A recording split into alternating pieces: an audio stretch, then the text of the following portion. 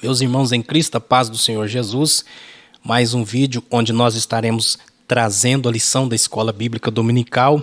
Nós estamos estudando no segundo trimestre de 2022 sobre o livro do Apocalipse e a lição de hoje é a lição sobre a realidade do milênio. Nós faremos hoje um vídeo um pouco diferente porque tentaremos trazer aqui respostas a algumas perguntas, ao invés de estarmos ministrando a lição diretamente como nós estamos acostumados a fazer aqui no canal.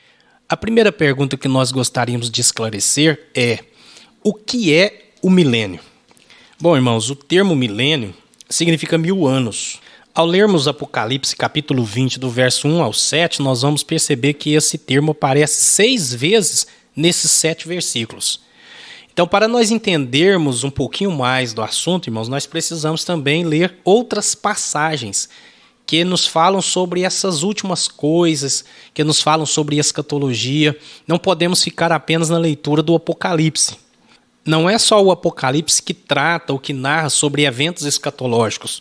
O que é a escatologia? É o estudo, ou seja, é a doutrina das últimas coisas. É o estudo das últimas coisas. E livros como o livro de Daniel, também o profeta Isaías e outros mais, Ezequiel, eles também falaram sobre eventos e assuntos e acontecimentos escatológicos que vão acontecer no final dos tempos. Então nós precisamos estar estudando o Apocalipse, mas também conhecendo outras passagens proféticas relacionadas às últimas coisas para que nós possamos ter uma compreensão melhor da escatologia. Bom, uma segunda pergunta é: o que vai acontecer com Satanás nesse período do milênio? Bom, irmãos, a Bíblia nos relata que nesse período Satanás estará preso. Apocalipse capítulo 20, verso 1 e 2, diz assim: Então vi descer do céu um anjo, tinha na mão a chave do abismo e uma grande corrente. Ele segurou o dragão, a antiga serpente, que é o diabo, Satanás, e o prendeu por 1000 anos. Então Satanás, no período do milênio, ele estará preso, será algemado e será lançado no abismo. O teólogo Lawrence Walson diz que ele ficará impossibilitado de exercer o seu nefasto programa de engano sobre a humanidade. Vai ser uma vitória empolgante. E o milênio será um período de muita alegria, de muita paz, porque os irmãos imaginam que a terra estará fora da influência maléfica de Satanás e suas hostes. Os males que existem no mundo, grande parte deles advém da influência de Satanás e suas hostes sobre os homens. E esse período, com a prisão de Satanás, o mundo estará livre dessa influência maligna, né? Então vai ser um período de grande paz, de grande alegria e felicidade. A outra dúvida também é quanto vai se iniciar o milênio. O milênio vai se iniciar o final daquela batalha chamada de Batalha do Armagedon, que nós estudamos na lição anterior. O anticristo vai estar governando o mundo aqui pelo período da grande tribulação. Na metade da grande tribulação ele vai romper o acordo com Israel, vai guerrear contra Israel juntamente com seus confederados. E no final da grande tribulação, enquanto o mundo está em tribulação, a igreja está com Cristo. É isso que Tessalonicenses apresenta para nós. Paulo diz que Cristo virá, os mortos em Cristo ressuscitarão primeiro e depois nós, os que estivermos vivos, seremos arrebatados para estar para sempre com o Senhor. Essas palavras eram para trazer consolo para os irmãos e para a igreja. E qual consolo que haveria se a igreja fosse passar pela grande tribulação? Então nós compreendemos que a volta de Jesus será um evento que, porém, terá 2 fases. Cristo vem, arrebata a igreja, porque a igreja encontra Cristo nos ares, leva a igreja para o céu para participar das bodas do Cordeiro. Enquanto o mundo está na tribulação, a igreja está com Cristo nos céus. E no final da grande tribulação, então, Israel encurralado, ele clama pelo Senhor, porque João, quando ele relata no seu evangelho, ele diz que veio para o que era seu, os seus não receberam, mas a todos quantos o receberam, deu-lhes o poder de serem feitos filhos de Deus, a saber os que creem no seu nome. Então Israel, que não havia reconhecido Jesus como seu Messias, eles vão clamar pelo Senhor, e no final da grande tribulação, naquela batalha chamada de Batalha do Armagedon, Jesus retorna de forma visível, todo olho o verá. Em Zacarias capítulo 14, verso 4, diz que naquele dia estarão seus pés sobre o Monte das Oliveiras. O monte vai ser fendido em 2 partes, para o norte, para o sul, para o oriente e ocidente. Então, Israel vai escapar por aquele vale que vai surgir naquele monte quando o Senhor tocar nele. Então, Cristo vencerá o anticristo, aprisionará Satanás por 1000 anos e dar-se-á início, então, o período do milênio.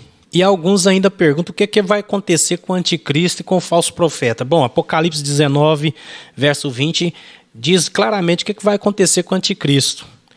Mas a besta foi aprisionada e com ela o falso profeta, que com sinais feitos diante dela, seduziu aqueles que receberam a marca da besta e eram adoradores da sua imagem. Os dois foram lançados vivos dentro do lago de fogo que arde em enxofre. Então, no retorno, na volta de Cristo, ele prende Satanás por 1000 anos, derrota o anticristo e lança tanto o anticristo como o falso profeta no lago de fogo. Eles vão ter o privilégio lá, se é que podemos chamar assim, de inaugurar o lago de fogo. Uma outra dúvida também que eu gostaria de estar esclarecendo é que esse período terá um governo teocrático. O governo nesse período não será democrático, não será uma monarquia, mas será uma teocracia, ou seja, será o governo do próprio Deus que governará e regerá a terra na pessoa do seu Filho, o nosso Senhor Jesus Cristo. Ainda na nossa lição, no ponto 1.2, o comentarista apresenta para nós onde vai ser a sede do governo de Cristo durante esse período milenar. Bom, nesse período, irmãos, a capital do mundo não vai ser Londres, não vai ser Tóquio, não vai ser Paris, mas sim vai ser a cidade de Jerusalém. Essa cidade que por tantas vezes foi desprezada, pisada por exércitos invasores, sob domínio de vários povos e nações, mas ela vai ser restaurada e é a partir de Jerusalém que Cristo vai governar a terra, governar o mundo, e conforme a Bíblia diz, ele vai governar e reger com vara de ferro. Uma característica do governo de Cristo no milênio vai ser a universalidade desse governo, ou seja, ele vai ser universal. Quando Nabucodonosor teve a visão daquela estátua, foi dada a interpretação pelo profeta Daniel, ele viu 4 materiais: ouro, prata, bronze e o ferro misturado com o barro, que representa os 4 impérios mundiais que se seguiram. O Império Babilônico, que naquele tempo era governado pelo próprio Nabucodonosor, que sonhou aquele sonho. Depois do Império Babilônico veio o Império Medo-Persa, depois do Império Medo-Persa o Império Grego, depois do Império Grego o mundo foi dominado pelo Império Romano. São os 4 impérios mundiais. Mas naquela visão ele viu que uma pedra foi cortada sem mãos e veio e destruiu aquela estátua. E essa pedra é o governo de Cristo, ela é Cristo. Representa o governo de Cristo, que vai esmiuçar todos os governos mundiais. E o período desse governo de Cristo, desta pedra, será um período de paz, porque ele é o príncipe da paz. Será um período de grande felicidade para o mundo, porque o mundo estará livre da influência do diabo. E será um governo mundial. Cristo vai governar e reger sobre toda a terra. O período do milênio também será marcado pelo forte e pleno derramamento do Espírito Santo.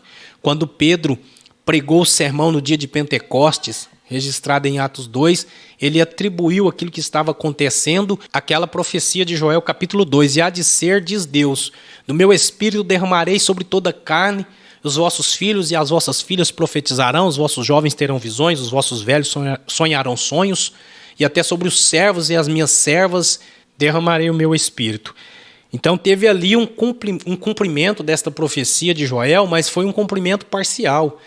Nós vivemos um período glorioso, o período da igreja é um período glorioso. O Espírito Santo foi derramado no dia de Pentecostes, permanece com a igreja, na igreja, agindo na igreja, através da igreja, mas aquela profecia vai se cumprir de forma plena, na sua plenitude, vai ser nesse período do milênio.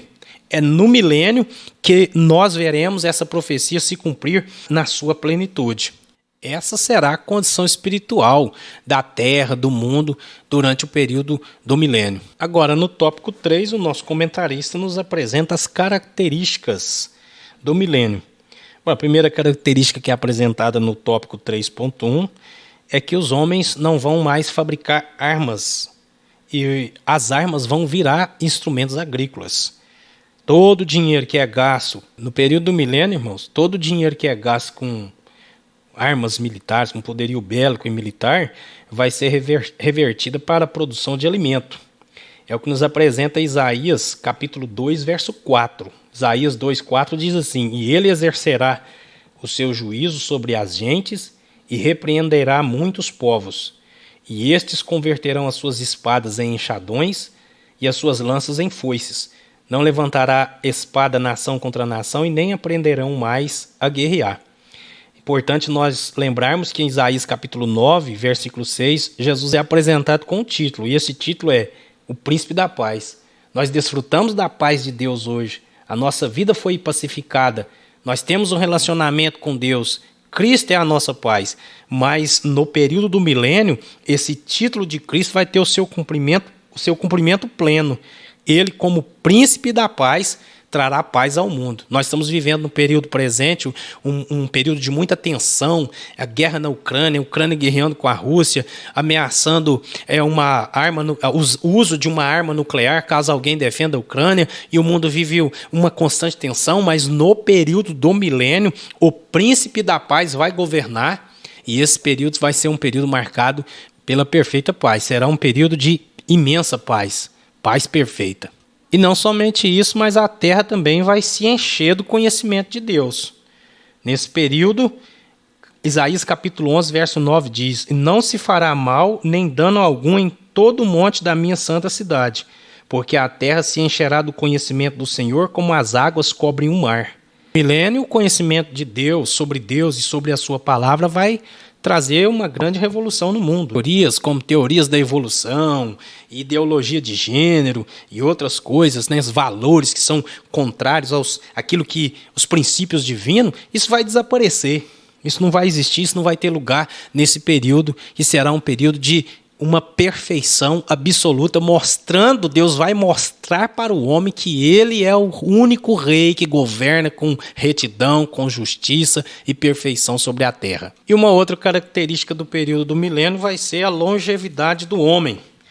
Isaías capítulo 65, versículo 22, diz assim: não edificarão para que outros habitem, não plantarão para que outros comam, porque a longevidade do meu povo será como a da árvore, e os meus eleitos desfrutarão de todas as obras das suas próprias mãos. Então, por essa passagem bíblica, a gente vai entender que, assim como nos dias antediluvianos, que o homem vivia lá 300, 400, 800, 200 anos, a vida do homem será prolongada, havendo esse aumento, né? Onde ele voltará a viver muitos anos.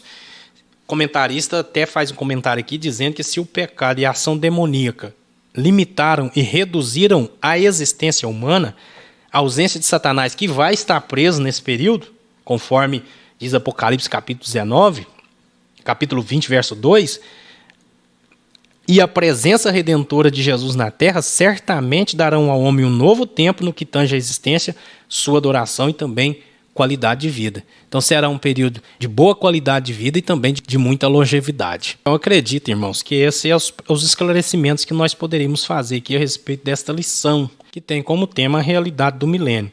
Então é um assunto interessantíssimo, importantíssimo nós conhecermos, e isso serve de alerta para nós, para entendermos que Cristo está voltando, que Jesus está às portas, que ele vai estabelecer o seu reino de forma literal aqui na terra. Quando os discípulos estavam no Monte das Oliveiras, que Jesus ascendeu aos céus, eles ficaram olhando para o alto e apareceu 2 varões junto deles e diz para eles: olha, porque estáis olhando para o céu, este mesmo Jesus voltará como o vistes subir.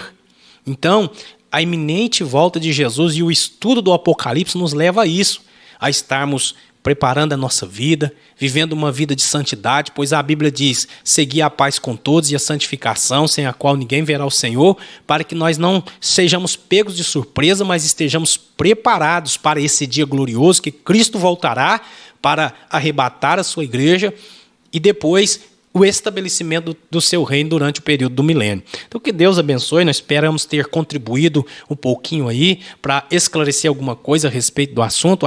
Nós aguardaremos vocês na próxima lição, a lição de número 12, que vai nos falar sobre o trono branco e o juízo final. São eventos escatológicos que vão acontecer. João, quando ele escreve o livro do Apocalipse, o Senhor Jesus dá essa revelação para ele quando ele estava preso na ilha de Patmos, e ele inicia a sua narrativa dizendo: revelação de Jesus Cristo, que Deus lhe deu para mostrar aos seus servos as coisas que breve devem acontecer, e que ele, enviando por intermédio do seu anjo, notificou ao seu servo João. Então, tudo aquilo que está relatado no Apocalipse e também nas profecias, nos livros proféticos, que os profetas profetizaram, elas vão se cumprir, vai acontecer. Deus não é homem para que minta, não é filho do homem para que se arrependa, e uma vez que Deus prometeu, ele é fiel para cumprir. Então, tudo aquilo que está relacionado às profecias no sentido escatológico, elas se cumprirão, e nós precisamos preparar a nossa vida para encontrar com o Senhor, para estar com Cristo, para não sermos pegos de surpresa e sofrer a condenação eterna. Não, mas que estejamos preparados para aquele dia glorioso, para encontrarmos com o Senhor e, como diz a palavra de Deus, estarmos para sempre com Ele. Deus abençoe a todos. Nós aguardamos vocês na próxima lição.